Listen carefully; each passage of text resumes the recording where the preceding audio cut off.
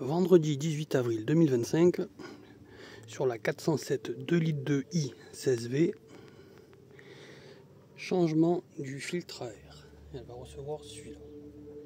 On va démonter le boîtier du filtre à air qui est là. On va voir la tête qu'il a, l'ancien, et de quand il date, si je le sais ou pas. C'est parti. Alors on va commencer par ce collier pour déconnecter cette durite d'air. Après on a plusieurs vis cruciformes type imperdable, 6 ou 8, comme celle-ci, tout autour du boîtier.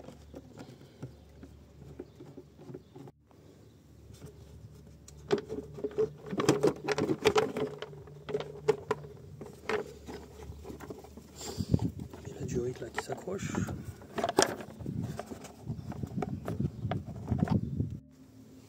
Voilà, durite déconnectée sur le côté. Normalement ça devrait être bon.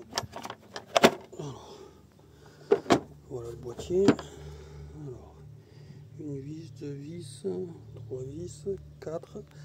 Et là il en manque une. Super. Bon. Alors la gueule du filtre. À première vue il n'a pas l'air trop frais, mais là c'est le côté propre.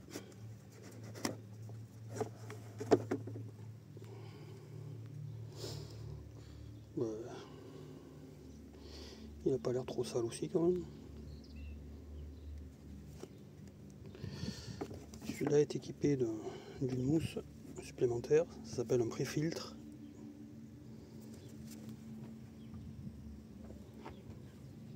Bon, enfin la couleur est pas folichonne non plus.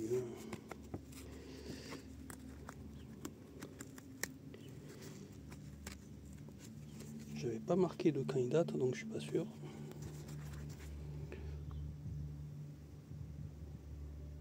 Je retrouverai peut-être avec le modèle. En tout cas, la date de fabrication est du 4 décembre 2017.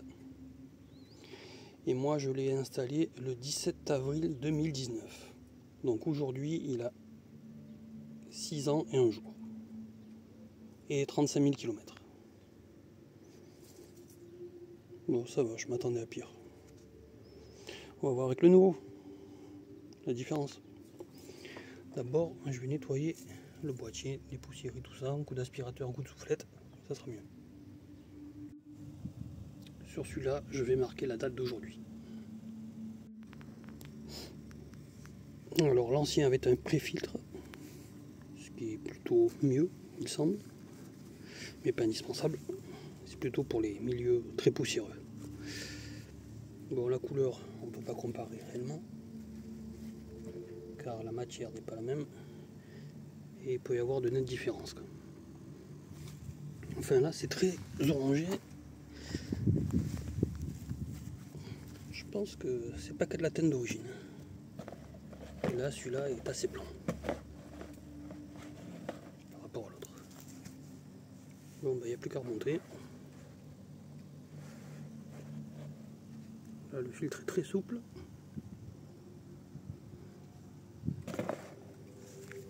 Celui-là, non, mais c'est dû à la mousse. Bon, là, on voit bien que entre chaque pli, c'est bien chargé quand même.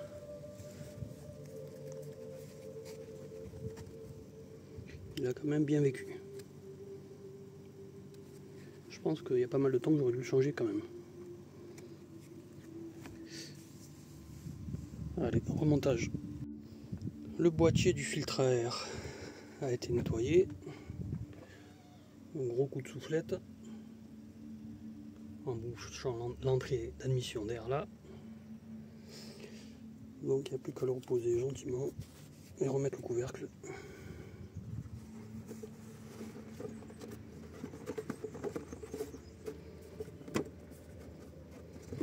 Allez, je vais fignoler avec les deux mains. Voilà, cette fois il est parfaitement à sa place. Il plaque de partout. C'est important pour la bonne étanchéité avec le boîtier, sinon ça sert à rien. Donc maintenant je vais remettre le couvercle. Et d'abord je vais chercher une vis qui manquait là. Voir si je peux la remplacer par autre chose. pour la vis manquante, je vais mettre celle-là, qui a le même diamètre et la même longueur, sauf que c'est une tête fraisée et qui finit pointue. Mais ça doit le faire.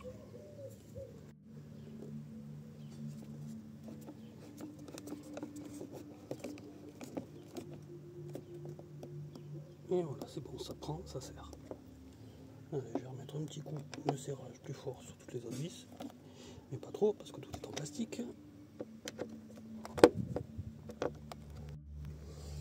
Voilà, les 5 vis sont bien serrées. Il ne reste plus qu'à remettre cette durite dans les 2 crochets, un là, un là-bas. Bon. Voilà, pour faciliter la tâche, j'ai enlevé le cache batterie. Et maintenant, la durite est bien positionnée sur ces 2 supports. C'est fini. Il n'y a plus qu'à relever le kilométrage du véhicule et le noter dans le fichier d'entretien. Au passage, vu que j'y suis, je vais checker le niveau d'huile.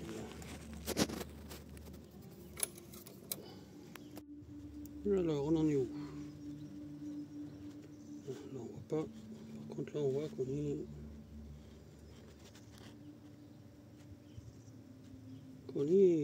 est allé aux 2 tiers. C'est pas mal descendu déjà. Il n'y a pas longtemps, c'était au maxi. Deuxième essai niveau. Alors là, on voit pas trop. Par contre, là, c'est bien clair.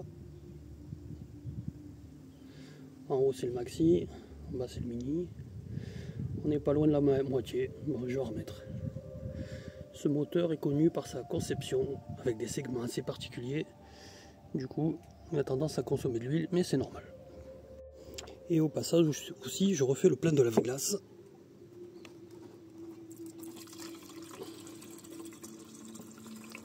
Tant qu'à faire.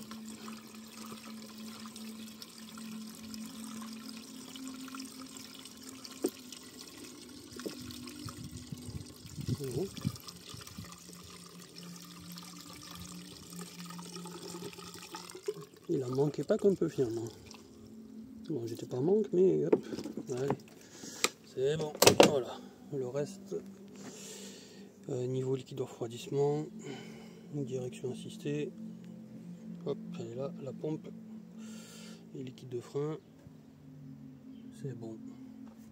Même pas la peine de regarder. Bon, je vais rajouter l'huile quand même, vu qu'elle en consomme assez rapidement. Comme ça, je serai tranquille encore pour un moment. Remise à niveau effectuée, je lui ai mis carrément directement 1 ml d'huile, 500 ml. On va checker le niveau, voir ce que ça donne, de celle-là exactement. C'est la 530 qui est un peu fluide pour elle, normalement c'est la 540, mais pour une remise à niveau, ça sera parfait. J'avais pas de 540 sous le coude pour l'instant. Et ça, c'est un excellent produit, presque trop luxueux pour elle. Donc avec 500 ml supplémentaires, 1 ml, le niveau est passé des 2 tiers, un peu plus de la moitié, à on touche le maxi.